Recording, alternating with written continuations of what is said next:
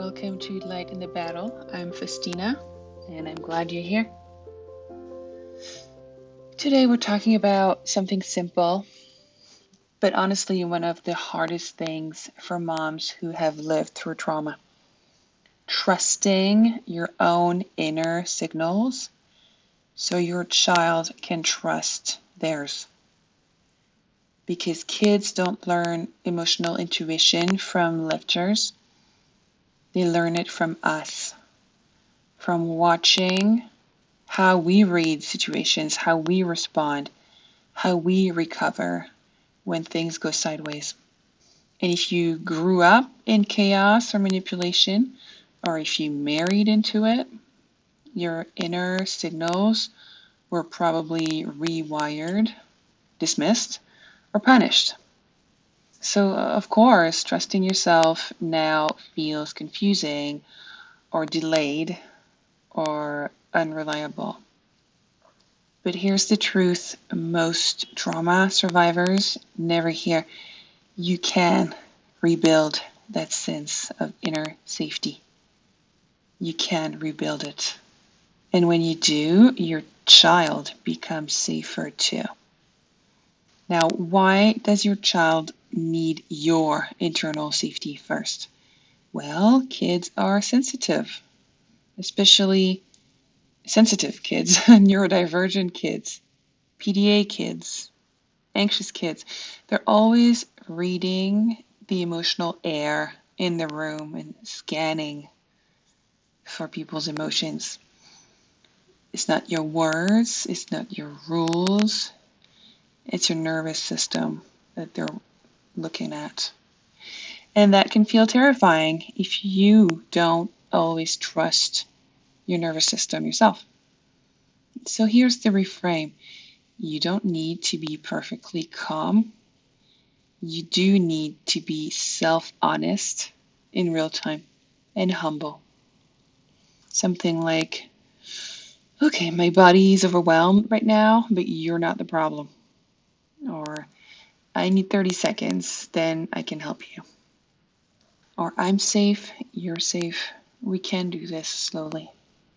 And that's emotional intuition in action. When your child sees that, they copy it without even knowing. Story time! The other day, we were walking back from school, my son and I, and this lady on the sidewalk had two small dogs with her. As we got closer, they started getting completely out of control, barking and lunging at us. Of course, I had left my noise-canceling headphones at home, and of course, that was one of the rare times where my son was talking to me about school, which he really does. He really tells me about school. So I'm really wanting to listen. And these two dogs are just lunging and barking and growling at us.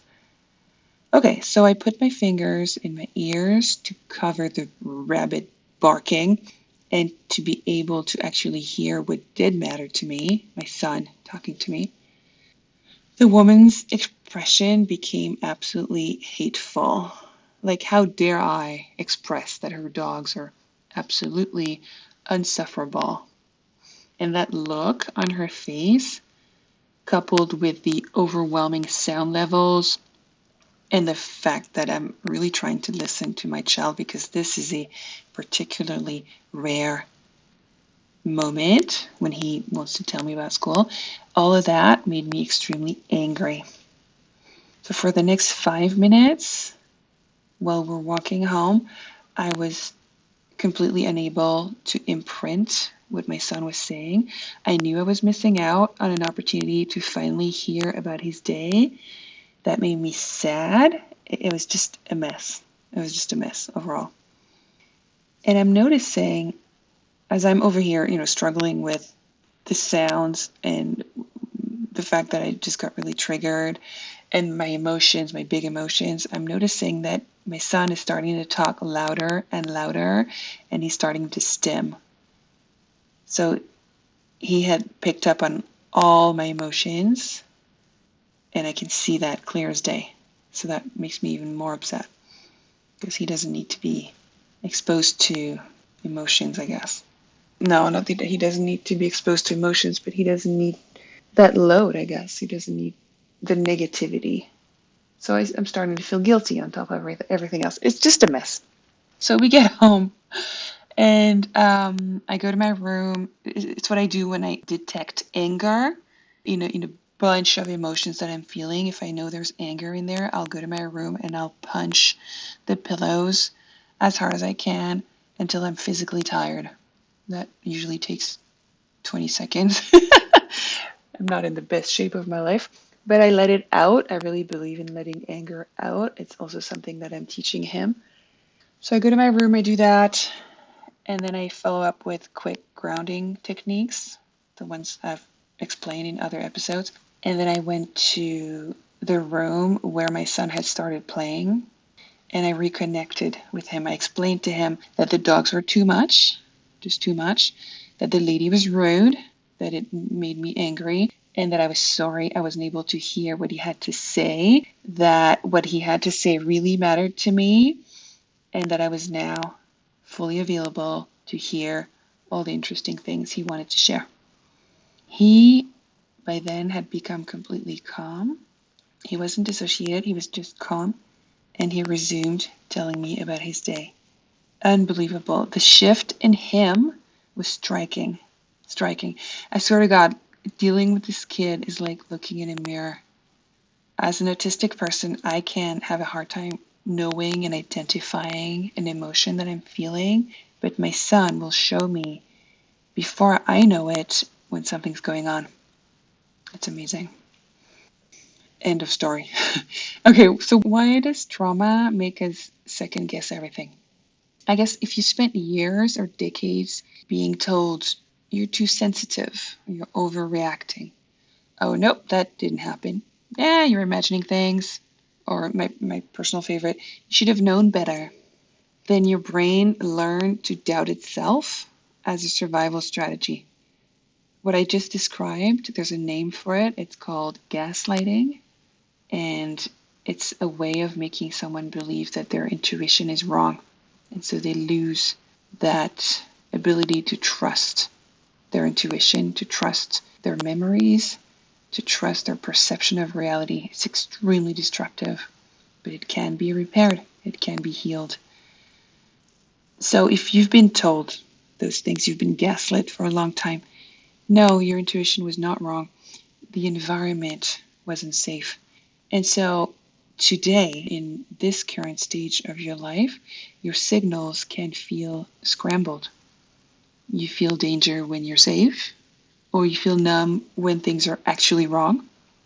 And none of this is your fault.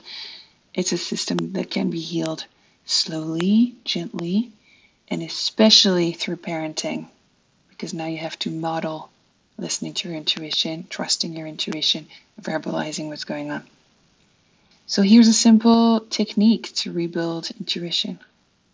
You ask yourself throughout the day, what's my body trying to tell me right now?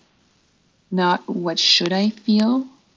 What would a good mom feel? What would a normal person feel? Yeah, none of that. Just what's my body saying right now? Maybe it's saying this is too much noise, or I need to walk slower, or this argument, it's activating an old wound, or my child is not attacking me or trying to control me the way controlling dynamics worked in my past. No, he's having a hard time. He's overwhelmed. He's needing structure. Another thing my body might be saying is, I really don't want to be in this conversation right now.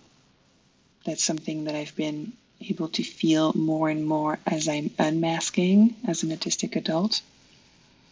And so you can narrate a tiny version of these out loud to your child. What it does is it shows them emotional literacy in real time. So for example, wow, that loud banging startled my body. I'm going to breathe once before we keep going. Or, okay, my brain feels really fast today, so I'm going to move slower on purpose. Verbalizing this. This is co-regulation, intuition, and safety building all at once, with a sprinkle of modeling how you listen to and trust your body and your senses. So in the example I gave you earlier about the dogs, I wasn't fooling my son between the time I got angry and the time I was able to regulate at home. He was 100% aware that I was dysregulated and it was impacting him. I saw it on the street. I saw him talking louder and louder, starting to stim. He was starting to get out of control. The minute I had taken care of myself and then verbalized what had happened, how I had felt, and how I was feeling now, his demeanor completely shifted. And sometimes when I'm honest with him about something I'm feeling, I'll even get a pat on my cheek with his face showing genuine support and love. He's learned that he can also help others through their stuff. And that's a lovely foundation for his future. I'm not parentifying him. That is something we have to be mindful of as trauma survivors. We want to stay clear of parentification, and I'll make sure to push out an episode about this later on. So he's not responsible for my emotions in any way. Okay, but it's quite the opposite. He has the freedom to observe, listen, analyze, and then respond with compassion. This builds connection without shame. And so it models true emotional intelligence. Now here's a gentle Catholic moment. If you're not Catholic or you want to skip that faith moment, feel free to jump ahead 20 seconds. There's a beautiful line I love from Mary's stories. It's a lot classier than the example I just gave, but I'm far from being like Mary. It's the idea that she pondered things in her heart. We hear that a lot throughout the Bible. We don't hear Mary speak so much. She's rarely speaking. But we do hear how she pondered things in her heart.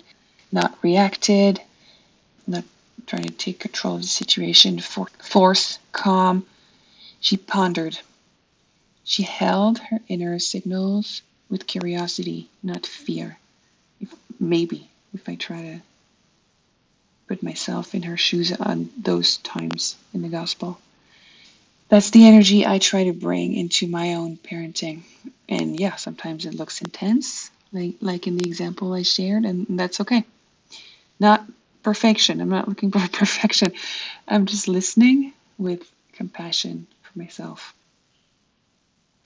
So what does this look like on hard days when you're tired, you're overwhelmed, you're triggered, or overstimmed?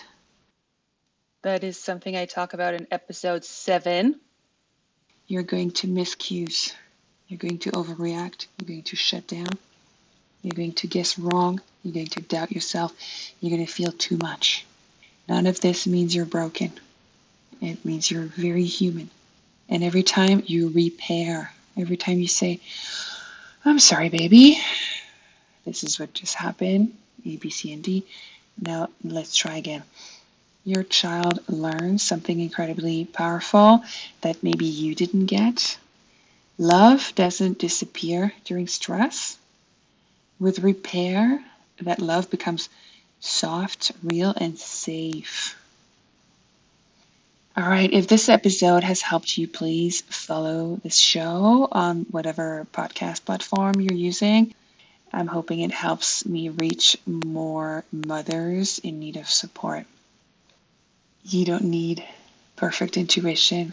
You don't need perfect parenting. You don't need perfect calm.